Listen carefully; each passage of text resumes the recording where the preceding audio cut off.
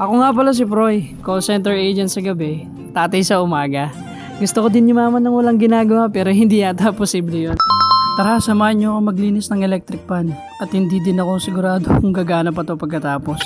Sinabi niya sa akin ni Commander na medyo maalikabok na nga yung mga electric pan. So ako, bilang isang mabuting asawa, dali-dali ko nang kinuha yung mga tools ko. Basahan lang pala yung tools na gagamitin ko dito. Kung nagtataka kayo bakit hindi ko na sinasabunan yung mga fan blades tsaka yung grill or yung outer cage ng electric fan. Natatakot kasi ako na baka hindi na to gumana.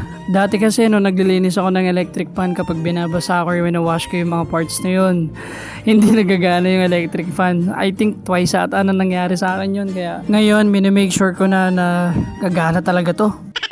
Natapos ko na nga tong malaki at minimake sure ko naman na malinis talaga yan. At may second batch nga tayo. Dito nga ako medyo nahirapan kasi sobrang higpit ng mga clamp or yung lock na ito. Pero syempre hindi tayo papadaig dyan. Kahit masira to basta mabuksan ko lang talaga.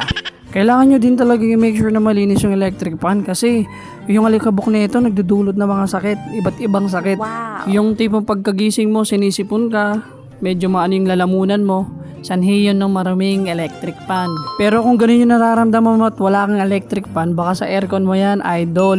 May molds kasi na naiipon sa AC mo, kaya baka kailangan mo ng palinis. Pagdating naman sa electric fan, dad, make sure mo na hindi nakatutok sa ulo mo yung electric fan. Huwag mo din ipepesto sa paanan mo yung electric fan tapos yung hangin diretso sa mukha mo. Yun lang naman, share ko lang kasi baka makatulong din sa inyo. So going back, dad.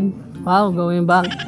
Ito nga, malapit na akong matapos sa paglilinis nitong pangalawang electric fan namin. Pinaglalagay ko na nga yung grill tsaka ako nilock yung mga clamp nito. Yung blade na yan, pagkatapos ko nilinisan, sobrang kintab mga dad.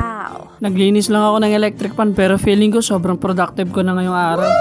At natapos na nga ni. Apakasarap sa pakiramdam kapag may natapos ka no? Nagwalis na din nga ako, may mga konting basura kasi na nandito eh. Yun lang muna sa ngayon dad, ingat ka lagi. See you.